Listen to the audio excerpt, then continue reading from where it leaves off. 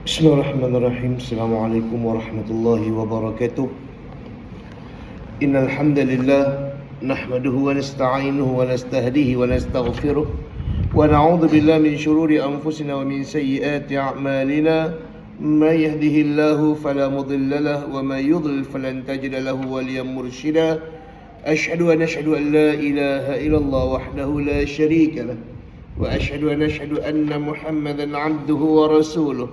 سيدنا وحبيبنا وشفيعنا وذخرنا ومولانا وطبيب قلوبنا محمد بن عبد الله صلى الله عليه وآله وسلم من أزواجه وأولاده وقرباته وأصحابه ومن دعا بدعوته واستنى بسنته إلى يوم لا ريب فيه.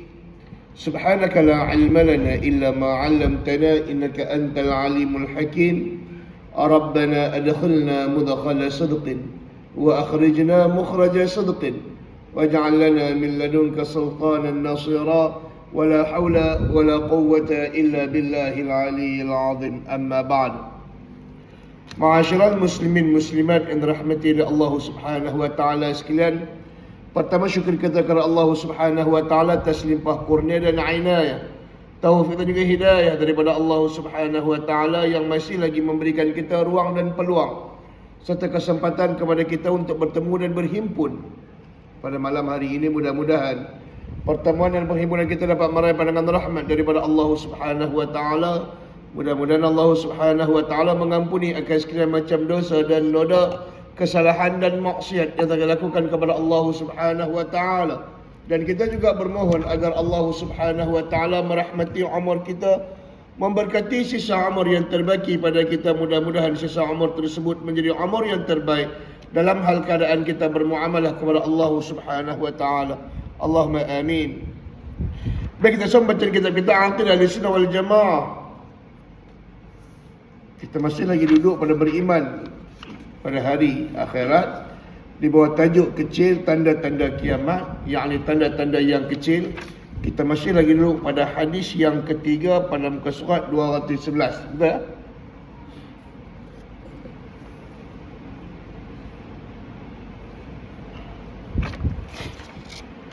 Baik. Hadis yang diriwayatkan daripada Abu Hurairah radhiyallahu taala anhu ardahu bahawa Rasulullah sallallahu alaihi wasallam bersabda, لا تقوم الساعة حتى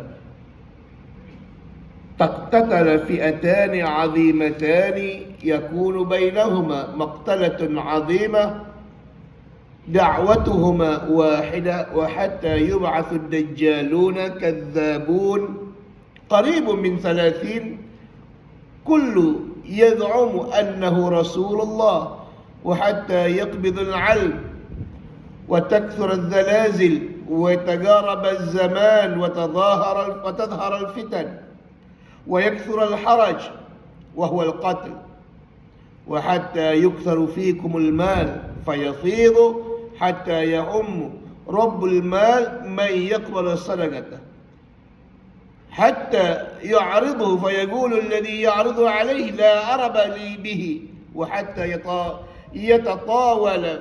يتطاول الناس في البنيان وحتى يمر الرجل بقبر الرجل فيقول يا ليتني مكانه وحتى تطلع الشمس من مغربها فإذا طلعت وراءها الناس آمنوا أجمعون فذلك حين لا ينفع نفسا إيمانها لم يكن آمن من قبل أو كسبت في إيمانها خيرا وتقومن الساعة وقد نشر الرجلان ثوبهما بينهما فلا يتبايعان ولا يطويانه ولا تقومن الساعة وقد انصرف الرجل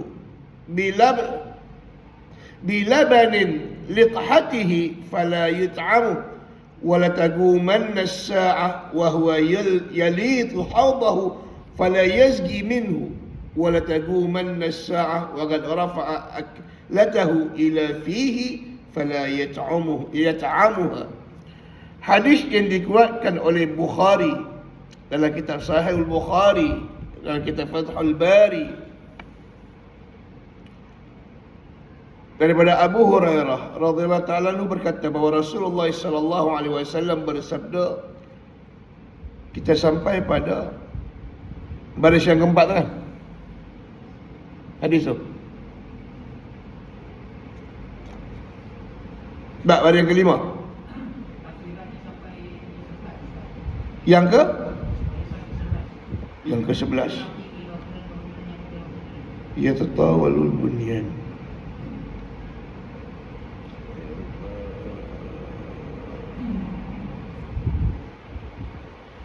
Baik.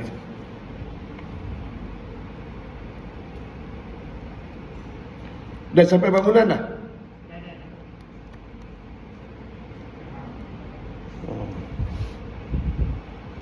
Oh, hatta Catatan saja lah bagi sini. sampai sesungguhnya mereka itu pun terima rasanya padahal mereka bertemu. Dia nak jumpa kat mana ujung dia? Okey. Ujung sampai sini. Keimanannya. Keimanannya. Okey. Iman. Okey, jumpa.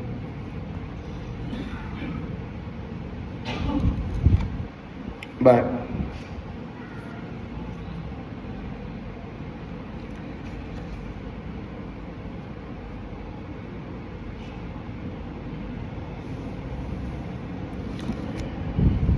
Baik, hadis yang ketiga yang menceritakan tentang tanda-tanda hari kiamat. Bila Nabi SAW menyebutkan daripada banyak-banyak tanda, di antara tanda yang Nabi sebut, hatta tatlu'a asy-syamsa min maghribiha, bila mana matahari itu terbit daripada sebelah barat. Dia hari terbit dari timur dan tenggelam di barat.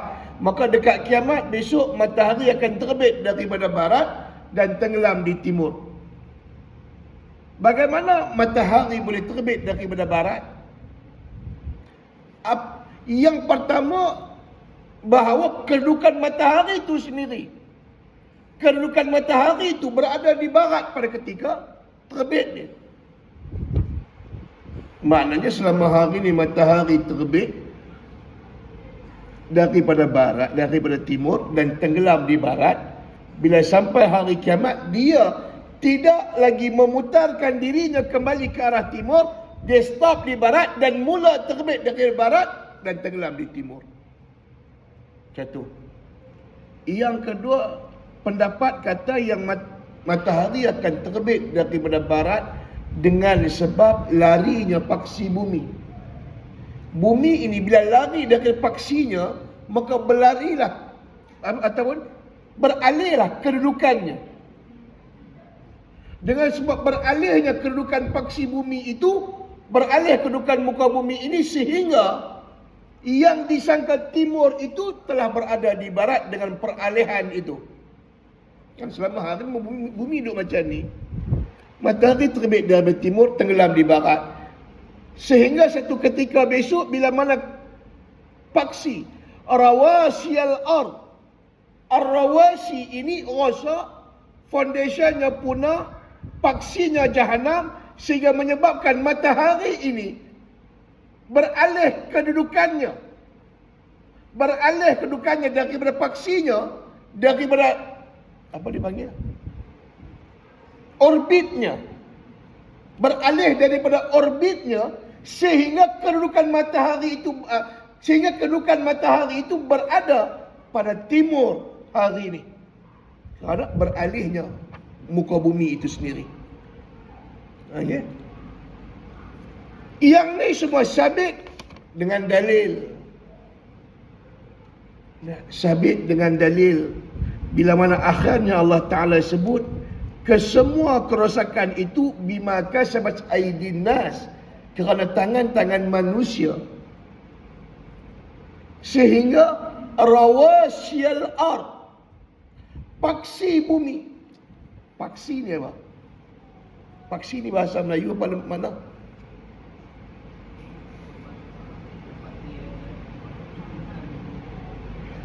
Yang menetapkan, paksi, penetapan Allah Ta'ala sebut di antara rawasyal ard yang menetapkan kedudukan bumi ini adalah wal jibala autada. Di antaranya gunung ganang, bukit bukau itu adalah paksi yang menetapkan bumi. Saya tak tahulah ada lagi ke tak permainan budak-budak dulu.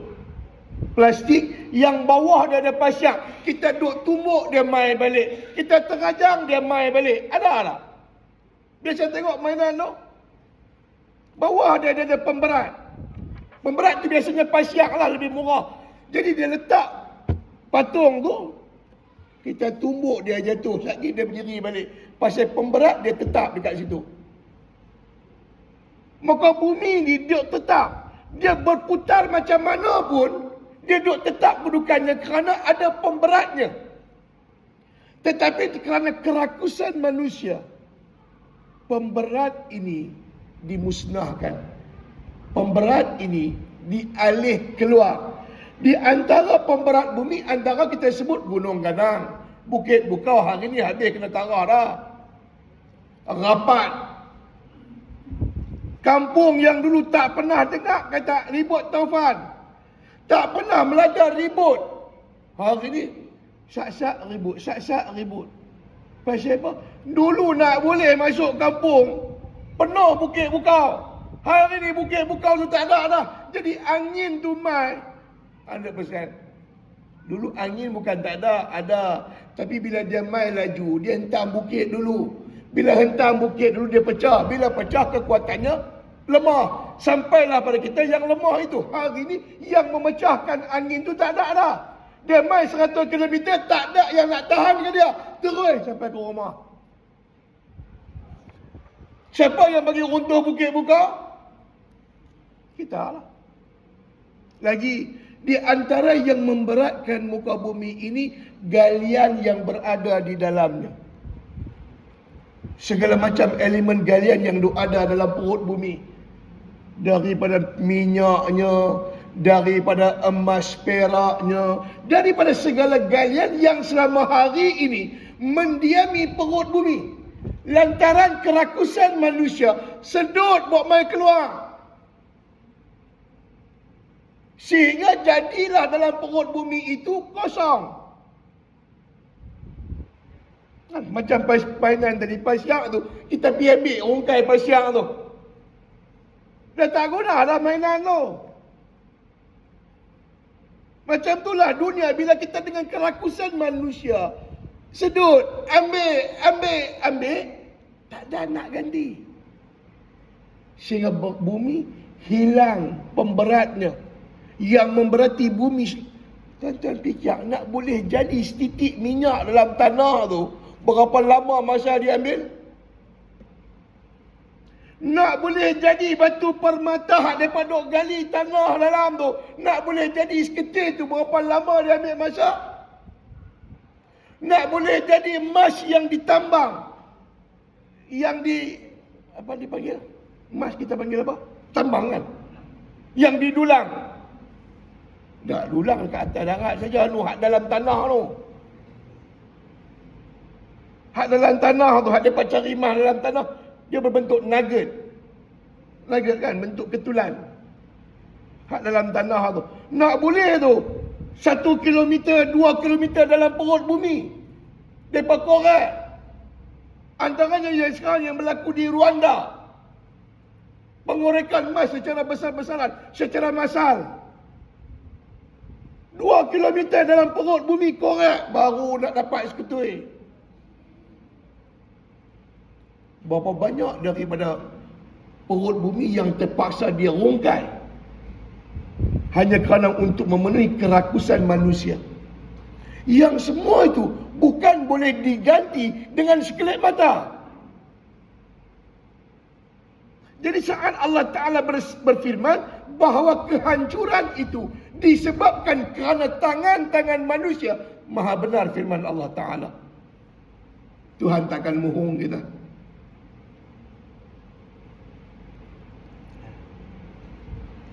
Di antara tanda bukan tanda. Di antara perkara yang akan berlaku masa kiamat besok, apabila muka bumi ini berada pada suhu yang lebih panas daripada yang patut dia tanggung. Kalau bahasa hari ini disebut global warming, pemanasan global. Suhu bumi meningkat. Bila suhu bumi meningkat, air laut tidak mampu menyejukkan bumi lagi sehingga air laut sendiri jadi panas.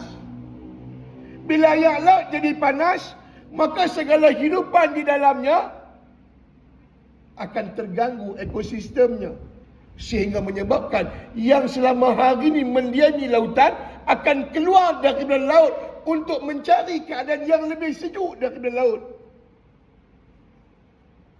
Air duk panas kat dalam. Selama hari ni ratusan tahun, ribuan tahun dia mendiami air, suhunya begini. Sampai satu ketika suhu air ni meningkat daripada kebiasaan dia. Apa jadi dekat dia? Dia nak keluar macam kita lah. Duduk dalam rumah berpeluh. Duduk dekat dapur berpeluh, buka aircon berpeluh, nak duduk dalam rumah lagi. Nak keluar lah kita. Macam itulah dalam perut bumi, macam tu dalam laut. Maka saat Allah Ta'ala berfirman, wa akhrajatil ardu athqalaha, dalam surah Al-Zalzalah, sehingga bumi mengeluarkan segala yang ada dalamnya. Keluar satu persatu yang tak pernah tengok akan keluar. Kerana apa? Pemanasan global. Bumi suhunya makin meningkat. Apa sebab suhu bumi meningkat? Di antaranya pembakaran secara terbuka. Siapa yang bakar?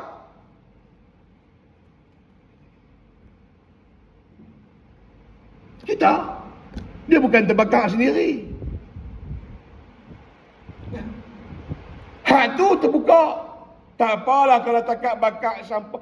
Tapi kalau hari-hari bakar, tiap-tiap hari satu rumah 2 kilo kertas dia bakar. Satu hari tiap-tiap rumah 2 kilo kertas dia bakar.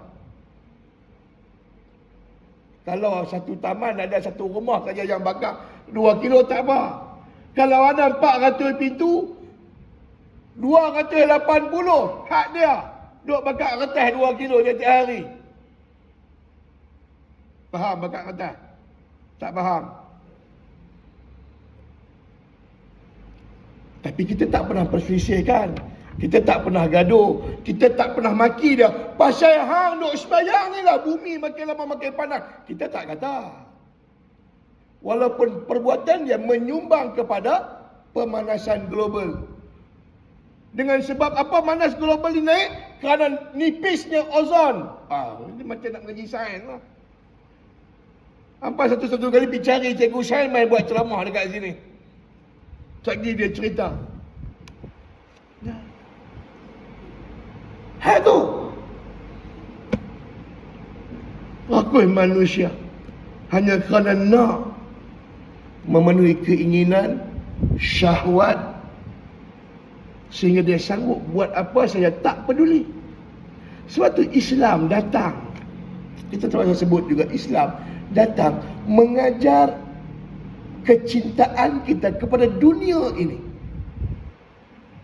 Cinta kepada dunia bukanlah bererti memilikinya, tetapi cinta kepada dunia dengan makna menjagai dunia ini daripada kemusnahan. Islam memang tak bagi kita cinta dunia dengan makna raut dunia. Kaut dunia Islam tak bagi. Tapi cinta dunia dengan makna menjaganya, itu Islam suruh. Di antara jawatan kita sebagai khalifatul ard, khalifah atas muka bumi ini, di antara skop kerja kita sebagai khalifah apa dia? Meraihkan dunia ini. Untuk meraihkan itu dengan makna dibagi elok atau dimusnahkan. Meraih dengan makna bagi elok atau bagi musnah? Bagi elok.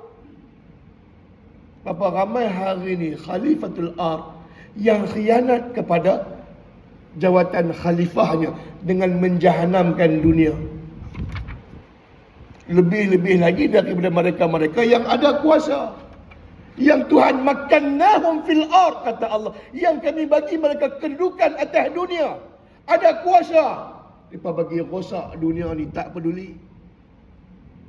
Tak peduli. Besok jawab depan Tuhan.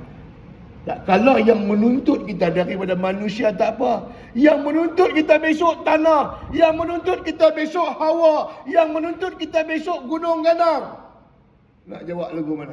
Depan Tuhan besok. Akhirnya dunia ni datang depan Tuhan. Ya Allah, aku musnah kerana kelakuan dia. Kita yang memusnahkan dunia. Maka dunia ini menyimpan kemusnahan sedikit demi sedikit, sedikit demi sedikit, sehingga datang kemusnahan total kepada dunia. Apa dia? Kiamat. Maka itu yang ulama sebut, kiamat juga berlaku kerana kehendak manusia. Bila kerakusan manusia melebihi daripada keimanannya, fantaziris sa'ah, kata dia. Idza dayya'atil amanah fantaziris sa'ah. Bila sampai ada manusia yang mengecilkan, arti makna mengecilkan artinya khianat kepada amanah, maka kata Nabi, fantaziris sa'ah. Tunggulah berlakunya as-sa'ah, kiamat. Siapa yang mengecilkan amanah? Siapa yang khianat kepada amanah? Kita. Allah Ta'ala berfirman, Inna aradna al-amanata ila as-sama'i wal-ardi wal-jibal fa'abayna an yahmilnaha. Kami bentangkan amanah ini. Kami propose amanah ini kepada gunung ganang, bukit bukau, langit ini, agar terima amanah ini. Fa'abayna an yahmilnaha wa ashfaqna min. Kata Allah, semua itu gunung ganang, bukit bukau, langit, semua tak mau terima amanah. Tak apalah, tak mau terima. Wa ashfaqna min. Bahkan minta belas kasihan, jangan bagi mereka amanah ini. Akhirnya, wa hamalahal insan, manusia sanggup nak pegang amanah ini. Pendek kata, akhirnya Tuhan kata apa di hujung ayat tersebut? Innahu kana zaluman jahula. Manusia yang nakkan amanah, yang sanggup pikul amanah ini, kana zaluman, zalim. Lagi jahulan, jahil, bodoh. Tuhan abang lagu tu. Pasal besok dengan amanah yang hampa berianak ni, dengan sebab hampa akan datang kemusnahan, yakni kiamat. Maka ulama menyimpulkan kiamat itu memang ditetapkan oleh Allah, tetapi yang menjemputnya adalah kita. Hak kita duk baca satu persatu daripada tanda-tanda kiamat ni, tak ada pun tanda itu menunjuk kepada lembu. Tak ada pun tanda itu menunjuk kepada semut. Cerita memperbanyakkan reta. Kata biasa tengok lembu berebut nak pikul reta. Nak meninggikan bangunan, tuan-tuan biasa tengok semut buat rumah besar-besar. Ni semua cerita manusia. Hatta wa yakunal haraj, berlakunya peperangan, berlakunya peperangan. Tuan-tuan biasa tengok pokok bergaduh dengan pokok. Semua tanda ni menunjuk kepada kelakuan manusia. Sehingga kita menyimpulkan bahawa kiamat itu berlaku kerana perangai manusia. Ya, betul Tuhan dah tentukan. Betul Tuhan tentukan saat berlakunya, tanda-tandanya. Memang Tuhan dah tentukan. Tapi yang buat tu siapa? Kita. Ustaz, kita boleh buat apa kalau Tuhan dah tentukan? Kita bukannya puak-puak Qadariyah yang semuanya berlepas diri kepada Allah sampai tak ada usaha kita untuk buat bagi elok. Kita bukan macam puak Jabariyah yang kata, Ustaz, kita boleh buat apa, Tuhan dah tentukan dah macam tu. Tak juga. Tuhan bagi kita pilihan. untuk buat kebaikan atau keburukan atas dunia ni. Namun daripada banyak-banyak manusia, ada yang pilih untuk buat jahat. Maka dengan kejahatan itu, kita menanggung konsekuensinya. Akibat daripada kejahatan yang dilakukan, kita akan menanggung. Yang menanggung tu tak peduli hang nak buat kejahatan, hang redha dengan kejahatan atau hang benci dengan kejahatan. Bila Tuhan murka dengan maksiat yang berlaku, Tuhan murka dengan kejahatan yang dilakukan, semua akan menanggung akibatnya, baik hang beriman ataupun hang kafir. Mai tsunami, bukan dia peduli, bukan dia hentam orang kafir saja, orang beriman pun kena. Bila mai ribut taupan, dia bukan hentam rumah pemain judi, rumah Tok Imam pun kena. Mai ayak bah, bukan kepada yang tak tutup aurat, ustazah pun kena, rumah dia naik ayak. Betul tak? Maka semua kita menanggung, kerana ada pilihan atas kita. Maksiat nak dilakukan, apakah kita redha dengan maksiat? Redha bil maksiati maksiatun, kata Nabi. Redha dengan maksiat, redha ni dengan makna apa? Sehingga ulama memaknai redha ini dengan makna tak buat apa, lantak pergi kat dia, dia nak buat lantak pergi kat dia. Itu pun termasuk daripada orang yang redha. Nah, ni umpama kita bukanlah nak main politik tak, tapi kalau dalam keadaan sekarang, dengan rakyat kita sedang ditimpa dengan musibah musim tengkujuh, ni rakyat kita sedang ditimpa dengan dunia sendiri sedang ditimpa dengan pelbagai masalah. Tak habis bab Covid, mai pula Mpox, macam-macam. Tak dan nak lega. Covid tu saja pun tak dan keluar ubat lagi, mai dah penyakit baru.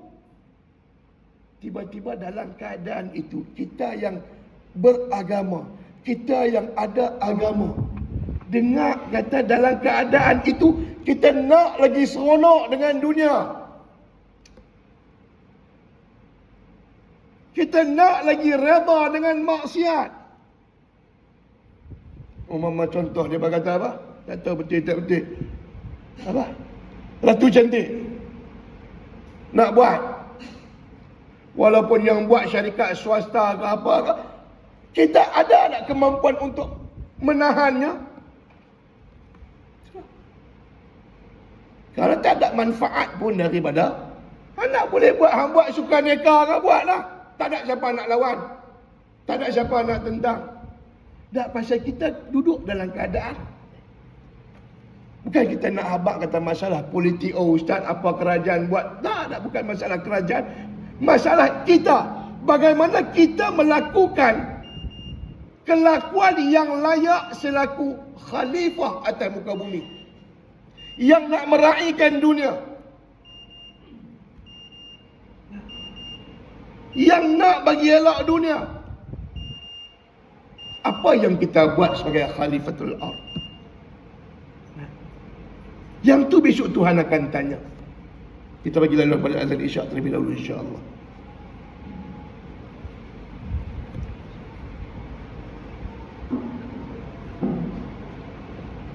Allahu Akbar, Allahu Akbar, Allahu Akbar, Allahu Akbar. Asyhadu an la ilaha illallah, asyhadu an la ilaha illallah,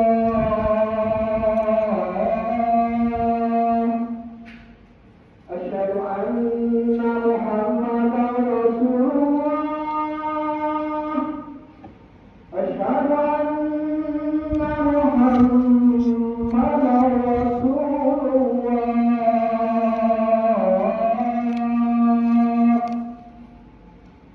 Hayya 'alas salat,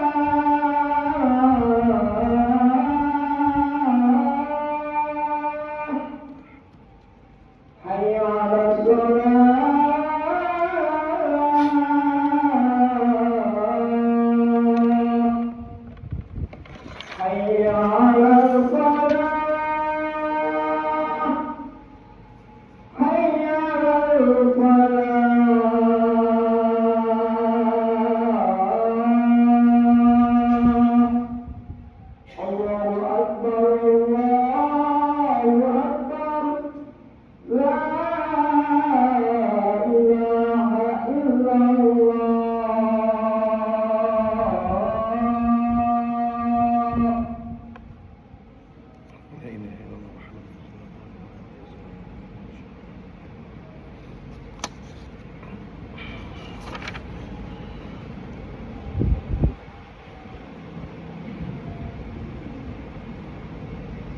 Baik. Tuan-tuan ma'asyiral muslim muslimat rahimakumullah. Dalam hadis ini Nabi sebut tentang keadaan manusia. Yang pertama Nabi bagi tahu bahawa matahari besok akan terbit daripada barat, yakni tempat tenggelam dia. Namun begitu, kata Nabi, daripada awal permulaan berlakunya peralihan ini, manusia tak sedar. Macam kita lah hari ini duk dengar ozon makin menipis ni. Baru 10 tahun dengar. Cerita dengar yang kata pemanasan global ni baru 5 tahun dengar. Lama dah. Jadi apa usaha kita buat? Kita buat dia. Nak buat lagu mana? Kata Nabi, macam itulah besok bila mana matahari diterbit dari tempat terbenam dia, yakni sedikit-sedikit menghampiri tempat terbenam dia untuk terbit, sampailah matahari itu benar-benar terbit daripada tempat tenggelam dia. Hari ni orang habaq, paksi bumi lari, kedudukan bumi lari berapa kilometer. Kita heran apa? Apa yang jadi pada kita bila saat saintis habaq pada kita, paksi dunia telah beralih? Apa perasaan kita? Buat dek ya. Buat dek ya kita tak peduli. Orang cerita ni habaq ozon makin menipis, matahari sinarnya makin memanaskan dunia. Apa kita heran? Manusia tetap rakus juga. Dia bukan peduli nak tanam pokok ke apa ke, dia tak peduli. Lagi yang duk ada dia tebang. Walaupun habaq dah macam tu.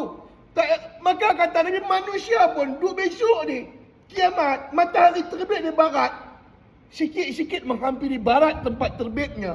Manusia tak heran. Sehinggalah kata Nabi, فَإِذَا طَلَعَتْ, mana dia? فَإِذَا طَلَعَتْ وَرَاءَهَا النَّاسِ, sehinggalah matahari itu terbit daripada tempat tenggelam dia, yakni daripada barat secara total. Kita biasa duk tengok matahari terbit sebelah kiri kita. Tiba-tiba hari itu berlaku satu zaman sikit-sikit sehingga matahari daripada belah kiri kita dia terbit depan kita. Daripada depan kita dia mula beralih ke kanan sikit-sikit. Tapi cerita dia bukan setahun dua lah. Cerita tu lama lah. Matahari itu daripada belah kiri kita nak boleh terbit sampai depan kita tak tahu berapa lama. Daripada depan kita menghampiri ke kanan kita tak tahu berapa lama. Manusia buat dek saja sehinggalah benar-benar matahari itu terbit daripada timur, dari barat yang berada di kanan dia. Terbit. Bila terbit baru manusia sedang matahari duduk sebelah kanan kita. Wara'ahan nas, bila semua melihat matahari itu telah terbit lari daripada kebiasaannya, dari tempat yang sepatutnya, amanu ajma'un, kata Nabi, semua orang masa tu perangai elok. Masa tu semua orang perangai elok. Amanu, mereka beriman, mereka semua. Pasal apa tahu? Bila matahari dah terbit dari tempat yang dia sepatutnya terbenam, ini something luar biasa akan berlaku. Maka manusia akan beriman pada masa itu. Yang kafir pun akan beriman. Amanu ajma'un, kata Nabi. Semua manusia amanu ajma'un, beriman semua mereka itu. Beriman. Hari ni suruh sembahyang tak mau. Hari ni kita ajak tutup aurat tak mau. Hari ni kita suruh masuk Islam tak mau. Besok bila tengok keadaan ni, sungguh hari ni yang mereka duk buat tokong banyak-banyak, buat kuil banyak-banyak, masa berlaku tsunami gempa dulu, lari masuk surau juga. Awak mereka tak duk kat tokong mereka. Awak mereka tak rabat naik atas patung berhala mereka. Kenapa masuk surau? Kenapa cari masjid? Pasal memang manusia ni tahu dah yang kata Islam ni betul. Tapi Tuhan habaq dah dalam Quran, wala bapa kepada kekafiran, bapa kepada kafir ni, mak bapa kepada kafir dua saja. Yahudi, Nasrani. Tuhan kata apa? Walan tarda ankal yahud walan nasara. Orang Yahudi, orang Nasrani ni, mak bapak kepada kapiak ni takkan setuju dengan kamu orang Islam. Tidak akan redha sama sekali dengan kamu orang Islam. Walaupun dia tahu yang betul itu Islam. Dia bukan tak tahu. Saya tak tahulah, saya tak pernah pergi. Dan saya tak pernah dengar dengan mata kepala saya sendiri. Tak pernah dengar dengan telinga saya sendiri. Tapi saya pernah baca dalam library di Vatican City, Rome, ada satu section yang siapa pun tak boleh masuk dalam tu. Di Vatican City ada satu library, ada satu perpustakaan besar. Dalam perpustakaan tu banyak section. Ada satu section, tak ada siapa pun yang boleh masuk dalam tu, melainkan Pope saja.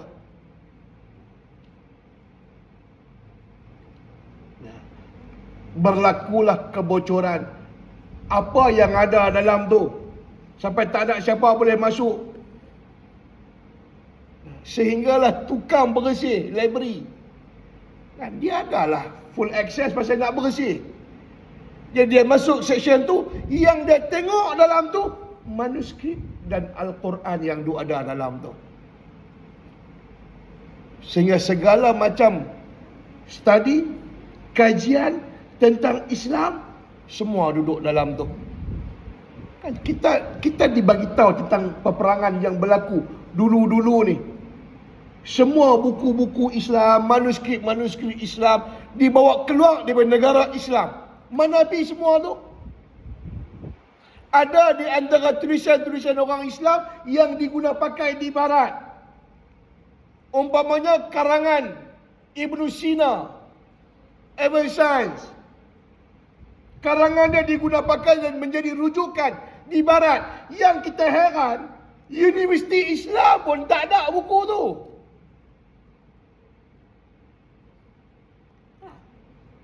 Karangan Ibn Sina, bagaimana dia mempelopori masalah bius. Bayang, sebut dekat saya satu negara Islam yang memproduk ubat bius. Tak ada. Tak ada. Kita duk bangga vaksin yang dulu konon adalah rakyat Iran kan yang pergi buat. Dia buat dekat mana? Di Iran? Tak. Walaupun dia pakar ubat, dia boleh buat vaksin, dia tak buat dekat negara dia. Pasal dia tak mau rahsia tu jatuh pada orang Islam. Walaupun yang buat tu orang Islam. Bayang tengok, yang buat tu salah satu yang kita duk bangga, kata orang Islam buat. Kenapa dia tak buat dalam negara Islam? Bijak tengok. Ada, kita bukan nak bawa teori-teori apa hak ni dah. Cuma nak abang bijak tengok berapa banyak negara-negara Islam yang memproduksi ubat. Walaupun perubatan itu satu ketika dahulu dipelopori oleh umat Islam. Ini cerita, bukan kita reka. Sejarah dunia membenarkan. Betul? Kita dengan Ibn Sina, kita dengan Al-Kindi, macam-macam daripada ilmuwan Islam yang menyumbang ilmunya dalam bidang perubatan.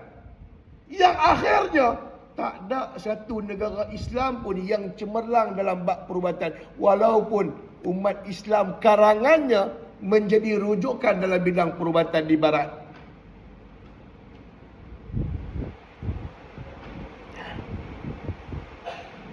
Tentang. Jadi ada section yang tak dibenar, yang dalam tu menunjuk atas benarnya Islam. Bahkan ada dikatakan, wallahu ta'ala alam, jangan tanya mai mana apa dalil, tak ada. Sehingga kalaulah berlaku kematian di kalangan orang-orang besar, kenamaan daripada bangsa Nasrani, Kristian, Sebelum sampai upacara pemakaman, dia akan dibisikkan, ketahuilah bahawa agama yang benar itu adalah Islam. Lepas tu dia tutup, teruskan upacara. Mereka tak mau rahsia tu sampai pada orang hidup. Takut mereka semua masuk Islam. Islam. Duh, yang baru ni tuan-tuan dengar, AI Chat GPT apa? AI punya canggih tu. Kita baru boleh pakai Siri, How are you? Sekarang dah ada AI dah tu. AI tu, mereka pergi buka chat dengan robot mesin tu. Mereka tanya, apa agama yang betul atas dunia? Robot tu bukan ada otak. Apa dia jawab? Islam. Tu tengok tak video tu? Yang pelakon barat sembang dengan robot AI tu. Kita dengar pun terperanjat, yang jawab tu robot. Hari ni tak payah sibuk-sibuk dah kita nak berhujah dengan Quran. Kita nak belajar satu kit macam mana nak kalahkan orang Kristian. Mematahkan hujah mereka. Tak. Kelakuan mereka, ciptaan mereka membenarkan kesalahan mereka. Hari ini, idza ja'al haqq wa dhahaqal batil. Bila datang kebenaran dari Tuhan, maka kalahlah kebatilan. Depa yang duk buat. AI itu bukan kita buat, depa yang buat. Kecanggihan depa, kepintaran mereka akhirnya menunjuk atas kesalahan mereka. Ibarat pepatah Melayu buka pekong sendiri. Akhirnya. Cuma kita yang dah dapat Islam hari ini, malu-malu nak beramal Islam. Kita yang mengaku Islam hari ini, malas-malas nak beramal dengan Islam. Setelah kita mengetahui bahawa Islam yang kita miliki itu adalah agama yang benar. Ingatlah kita ni dah duduk akhir zaman dah. Ni kita dah duduk dekat kitab ni. Tanda-tanda akhir zaman, tanda-tanda kiamat. Hak kita duduk baca ni, semuanya kebanyakannya sedang berlaku. Sedang berlaku. Perlumbaan untuk membina bangunan yang tinggi sedang berlaku dah. Dalam negara kita saja mau banyak bangunan tinggi yang dinobatkan dalam dunia.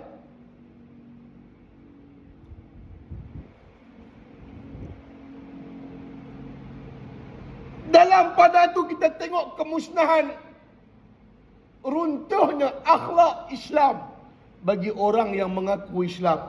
Kita digemparkan dengan salah laku. Kita sebut salah laku.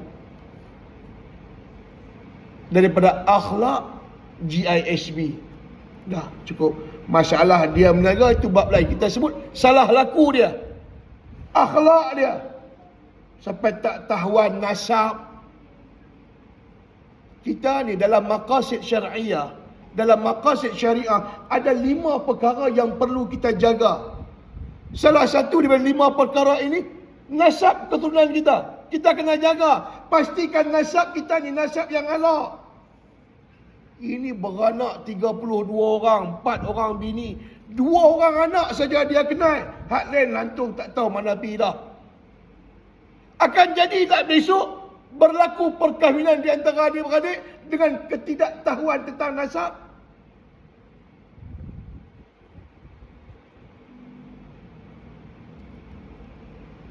Tuan baca hadis. Apa yang akan berlaku bila mana perlakuan di antara perkahwinan di antara nasab berlaku? Perkahwinan antara nasab, kita dilarang adik-beradik nikah. Orang yang ada talian dengan kita, kita haram nikah. Kita nikah juga, dapat anak. Apa jadi pada anak tu dalam hadis? Pernah fikir? Maka sebab tu tak heran kalau Tuhan sebut dalam Quran, "Lau taraku min ba'dihim zurriyatan di'afa," kata Allah, mereka akan tinggalkan di belakang mereka anak keturunan yang lemah sifatnya.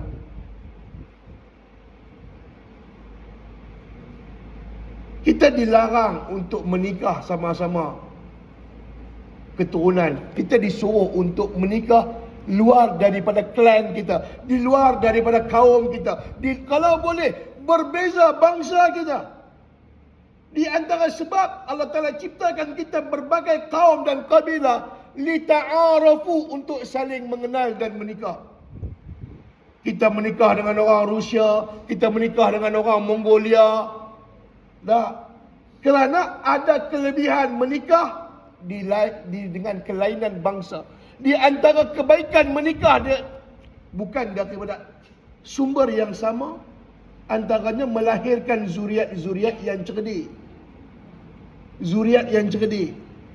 Maka kalau menikah sesama sendiri akan melahirkan zuriat yang lemah pikirannya. Itu yang akhirnya akan berlaku dengan ketidaktahuan nasab. Salah laku yang berlaku. Kita tak kata lagi, tak jatuh hukum, tapi itu salah dan tetap salah. Dan ma'asyiral muslim muslimat rahimakumullah. Fadzalika hina la yamna'u nafsan imanuha illa takun amanat min qabl. Kata Nabi SAW, mereka semua itu akan beriman. Padahal dalam keadaan yang sedemikian, keimanan seseorang itu tidak berguna lagi untuk dirinya, yang mana dahulunya mereka itu tidak pernah beriman dan tidak melakukan kebaikan dengan dalam keimanannya. Bila berlaku keadaan itu, matahari dah terbit dari barat, hang baru nak beriman, hang baru nak semayang, hang baru nak tutup aurat, hang baru nak mai surau masjid. Kata Nabi, semua itu tidak memberi manfaat kepada mereka lagi dah. Hang teriak layak mata darah pun masa tu. Minta ampun ke Allah, Tuhan tidak akan beri lagi keampunan. Bila matahari dah terbit daripada barat ni, minta maaf. Itu berdasarkan hadis Nabi SAW. Dan sesungguhnya hari kiamat itu akan tiba di saat dua orang yang sedang mempamerkan pakaian untuk diniagakan. Hak ni, hak kita duk sebut tadi.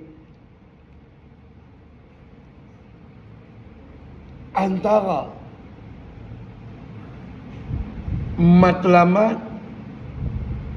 ataupun tujuan orang buat pertandingan Ratu Cantik ini bukan sekadar untuk mempamerkan kecantikan tubuh dia, tetapi pada masa itu juga memperagakan pakaiannya.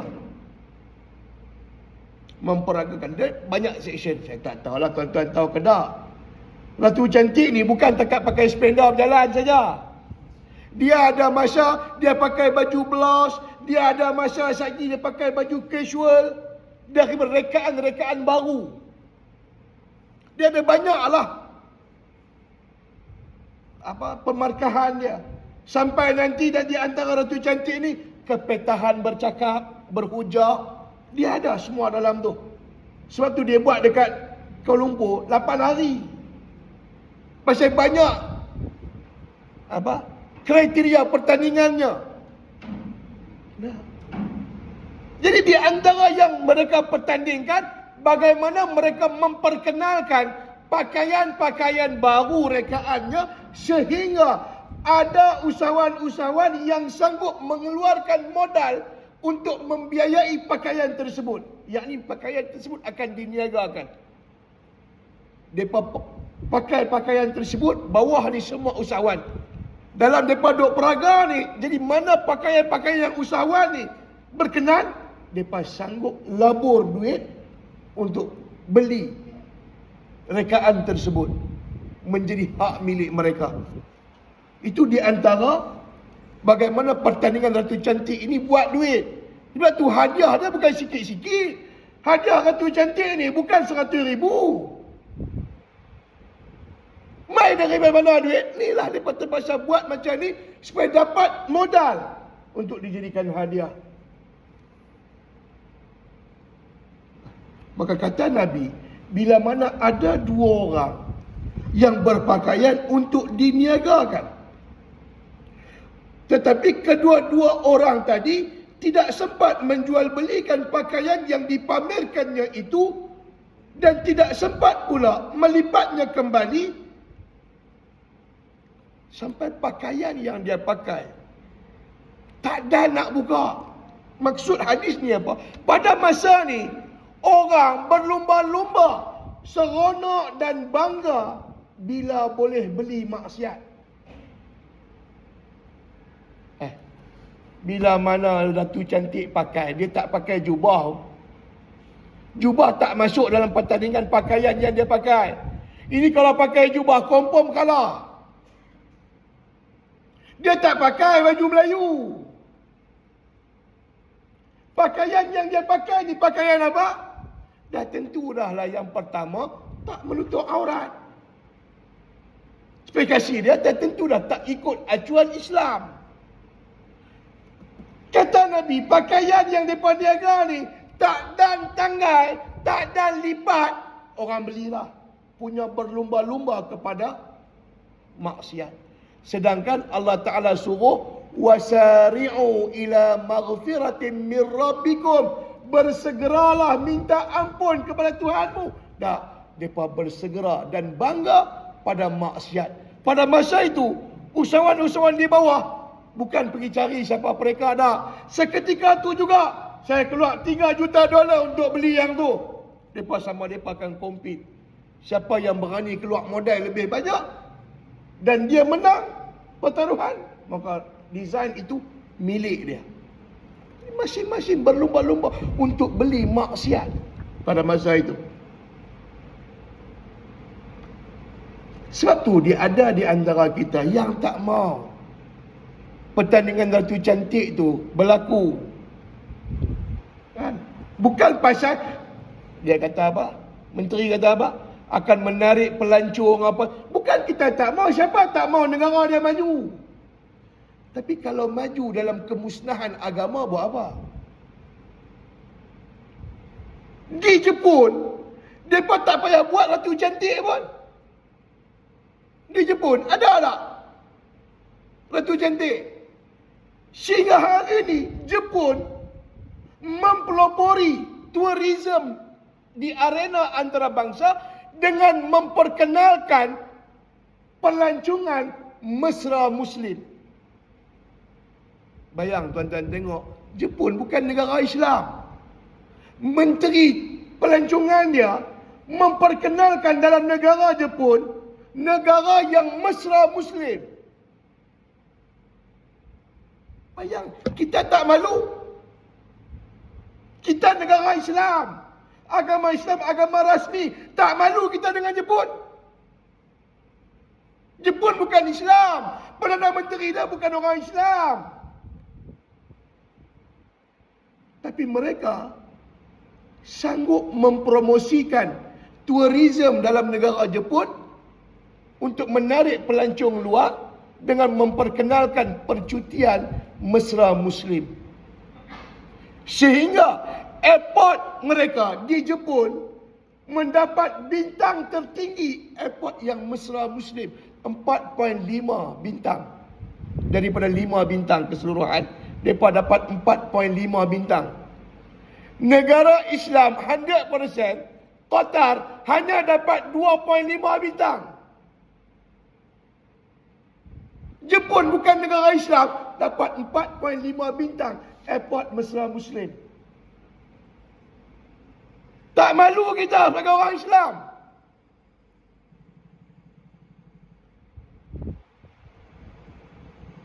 Pada tatkala orang kafir mempromosikan Islam, kita Islam mempromosikan kekafiran.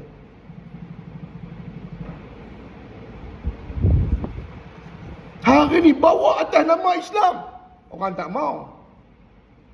Orang tak mau, orang akan tentang. Atas nama Islam orang tentang. Kan macam kita baru dalam negara kita cerita tentang persijilan halal. Sijil halal haram ni yang ada dalam Islam saja. Agama lain bukan peduli. Ada term halal haram dalam agama lain. Tak ada. Yang ada halal haram di negara agama Islam saja. Yang heran, suruh apply Sijil halal menyusahkan. Tapi cop halal, hang berani cop pula dekat produk hang. Cop hang mau, mohon tak mau. Pasal mohon jatuh ayat muka pasal kena pergi jumpa orang Islam. Tu yang mereka tak mau. Cuba kalau jaga sijil halal tu teresa kau. Berebut orang pergi minta cop halal tu.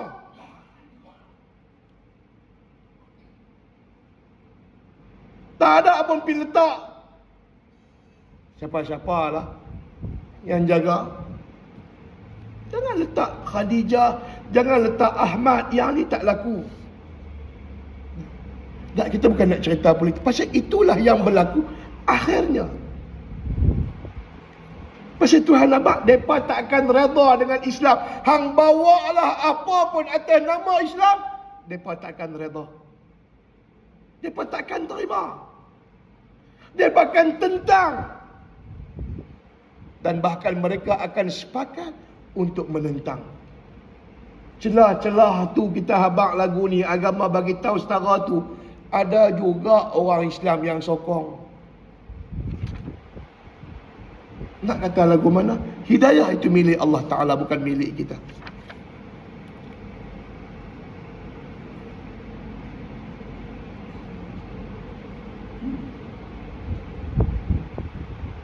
Dah takat tu.